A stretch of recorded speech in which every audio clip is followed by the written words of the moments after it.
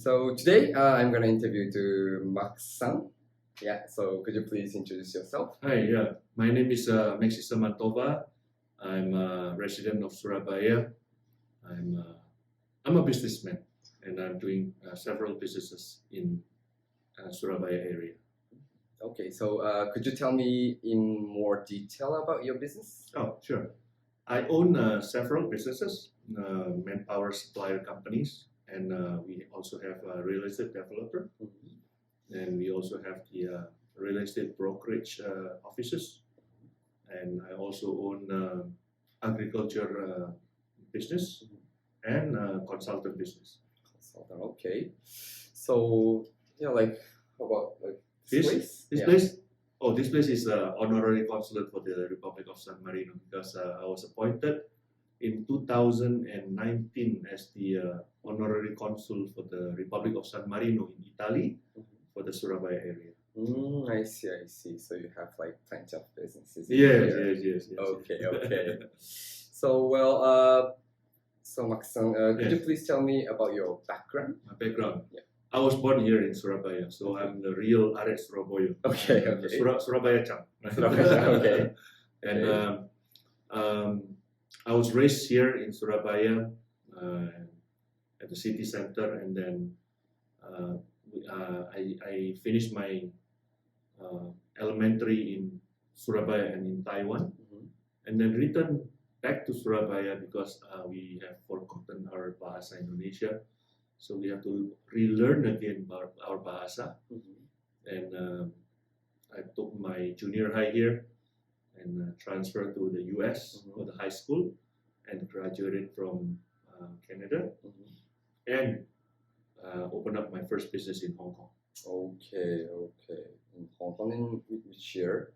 Hong Kong is in 1995. 1995. So it was just before the crisis, yes, right? Before the crisis. The crisis was in 1998. Yeah. It was wasn't it a tough moment? Well, it was for a lot of people, yes. But for me, it was it's a hidden grace. Okay. So I was actually I was making a lot of money during the crisis. How come? How did you do that? Because my business was exporting, right? So my capital was in rupiah, then my return is in dollar. So it's like 2 to 3 times more than I expected. Oh, okay. So you just grabbed the chance of the Grab the gamble. chance, yes. Exchange. Okay. First subject lagi kan? On. Tadi yang pertama lebih bagus. Sorry ya. It's okay. Maksudnya pasti capek.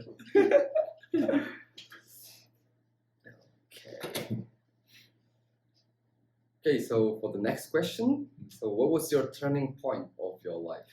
Actually, for a human being, my turning point of my life is I know that I have a very good God, and I have a very good parents. Grew up with my good brothers, and I married the right woman, my wife, and I have 3 children. So they are the turning points of my life because by having them and being loved by them, I become a person that I promised myself to be a good man in my life. That's a turning point of my personal life. But the turning point of my business life, when my father told me in 1995, it was, I was very young in 1995, and I was having my good time. And I was thinking of, I've lived in the States, and the States are really, really good for living, I mean, the weather, the cars, and everything. But my dad told me, hey, Max, come home to Indonesia. Give yourself 10 years to work. And if you do not succeed within these 10 years, you are very welcome to return to the States. So that's what my dad told me, and I obeyed him. I returned to Indonesia with my wife. We opened up our business, and after 10 years, don't want to go anywhere. Okay, so your mission was to make a creative business. Yes. Within 10 years. Yes. Do something. Yes, because since I was a kid, I knew I'm destined to become a businessman. I don't think I can work for someone else because of my very strong character on that. You cannot work as an I don't think so, yeah. Interesting.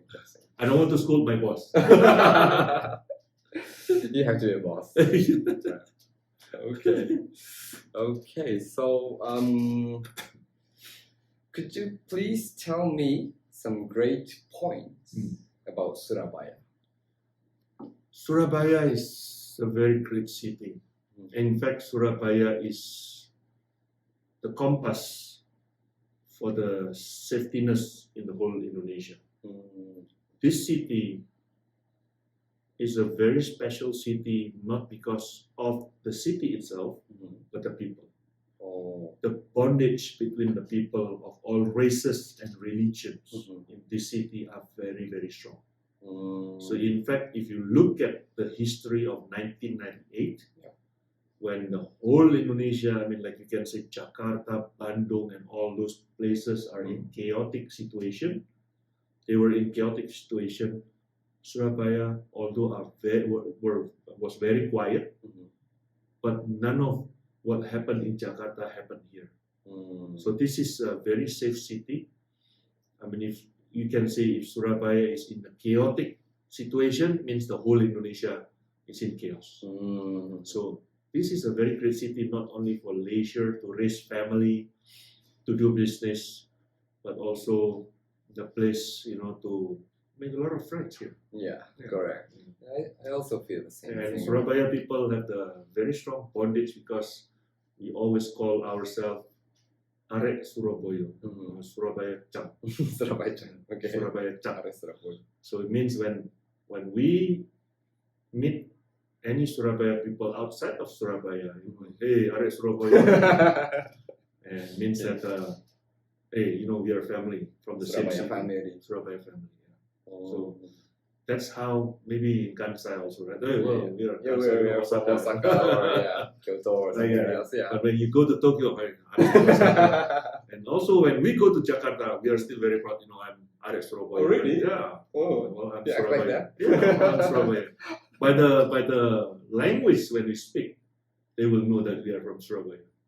Is it from the accent? From the accent. From the accent. Yeah, we speak Japanese language, Mm-hmm. but the Japanese language accent is different than the one in Yogyakarta or in Solo, where they are more blue blood on the language of Japanese. Okay. Yeah. We are like more on the kampung area or the village of the Japanese.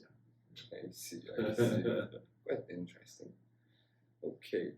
So we're living in Surabaya here, and could you please predict the next 10 years from now of Surabaya?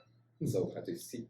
If you ask me about 10 years from now for Surabaya, I will just tell you first 10 years from now, Indonesia. Right? So when I studied in the States during the 80s, people are talking about the American dream. Yeah. And there's a lot of possibilities that you can make it as a person in America during that time. And then the previous 15 to 20 years was the Chinese dream. Yeah. Everybody goes to China, make 1 cent for each person, 1.4 billion, you already make so much. I think the next 10 years will be Indonesian dream. Right? Why? Because Indonesia has the demographic bonus with the population of surplus every year, and there's a increase of the from the lower income to the middle income staying in the same or either go up to the high income. People with a bicycle, they will buy motorcycles. The one in motorcycles, maybe they are still riding motorcycles, but not Harley Davidson. Okay, interesting. And then some they will buy cars. Those with the small cars will buy a bigger car. And then same thing happened to the housing, right? those with rental housing, they will just buy the smaller home. The smaller home will buy the middle-sized home, and then they will buy mansion. Right? So means that the economy will have to generate itself because of this spending and the need from all those levels of income people. Right? So I think by having this kind of situation in Indonesia with great investment put by the current President Jokowi on infrastructures and everything, this will lead Surabaya to become easier to be reached, and then easier for coming to Surabaya for holiday, for doing business and everything. And with a population of 3+ million in Surabaya, I think Surabaya will become as strong as now or even stronger. And we are currently already become the second largest economic city in the whole Indonesia. And with the new capital city in Kalimantan, that's only destined for the capital city and for the government people, right? But biggest economic still will be held by Jakarta. And then next is Surabaya. And Surabaya has been known as the unofficial capital city of the eastern part of Indonesia. What do you mean by that? In the eastern part of Indonesia, they are not as prosperous as Surabaya.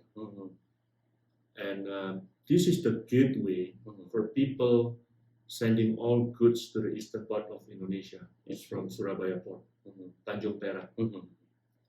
And Surabaya also is the most favorite places for all those Eastern Indonesian who wants to study in a better education. They will send their children to Surabaya to study in the good universities, good schools, good international schools and everything. Unless Eastern part of Indonesia, they are also catching up with us, people building international schools, universities and everything. But that will be long from now, not within 1 or 2 years. So I think Surabaya will still be very great to do everything like that. Yes. Yeah. I totally agree. So do you like Surabaya? I totally agree with this. Yeah. Okay. So for the next question, what is your impression of Japanese people? Japanese people. I think you've been to Japan. You've been to Japan for so You mean Japanese people is the Hiro-san or Mayumi Itsuwa? No. Okay, generally. Let's talk about general. I was just joking. So Japanese people are very friendly and I think well most of the Japanese girls I met is very friendly. Okay. To you. Well, Japanese, they are very disciplined, very highly motivated, very committed, and they are very loyal and very hardworking people. And they are also very, very disciplined not only on works but also on afterwards in their personal life and everything. And every time I go to Japan, there will be something that amazed me in Japan. Always, from the uniform umbrellas they are using, all the black suits and all the black trousers and everything, the long coat during the winter. And they are just like a robot in human. They are very, very well known. They are very well known in a lot of good things. And I think many nations must learn from Japanese on that. Like how they clean up the stadium after the race, football competition and everything. I don't think there's one race in this whole world is doing that except Japanese. Interesting. Well, there's a plus and minus, but I will always tend to look at the positive side of the Japanese. Right? And in fact, one of my nephew, his dream is to marry a Japanese. Any girl that you want to introduce to him, just let me know. I don't have any candidates so far. Let me think. Let me think for a course. Yeah. Okay. Again, this will be the last question. Sure. So, if you were Japanese living in here, Surabaya, so what kind of business would you start? If I were a Japanese, you look at the Indonesians oceans. We have a very vast oceans in the whole Indonesia. Indonesia is as big as America, but America has more land and we have more oceans. So it means that we have a lot of seafood, right? So if I were a Japanese in Indonesia, because I know 125 million Japanese, they are eating seafood every day. They're the biggest seafood eaters in the whole world. Right? They even don't have the time to cook. They just slice it and they just put wasabi and eat. So I will just try to bet on my luck to do business in Indonesia by sending maybe live seafoods or frozen seafoods or canned seafood to Japan. And next after that, maybe services. Services. Means you can do a lot of services industries like transportation is one of the services, right? And food industries, beauty industries. Women loves beautiful things, right? Yeah, they will spend a lot. They will spend a lot. They will spend a lot. Yeah, they will spend a lot, and maybe agriculture business, and what else? Yeah, I think it depends on the capital. Depends on the capital. Yes, depends on the capital. A lot of things you can do in Indonesia. A lot of things. Yeah. And Indonesia now has become a country that more open, more transparent, unlike before. Now I can tell you that the rate of corruption also goes down a lot. Yeah. Previously, you know what to do when you're arriving at the airport and everything, but nowadays no more. Yeah. Now it's very, very clean. Indonesia has been changing all the time on this. Getting way better. Getting better. And we are preparing, as Surabaya, Indonesia as a whole, we are preparing to become the economic giant one day in the whole world. Yeah. And an international city, right? Yeah. I don't want to lose to Osaka. So Surabaya must be better. To compete with Osaka. Yeah. And win Osaka. Yeah. Interesting. Okay, so we just had some interview to Maxixe, so hope you will like it. Yeah. Okay, thank you so much. Thank you. Thank you.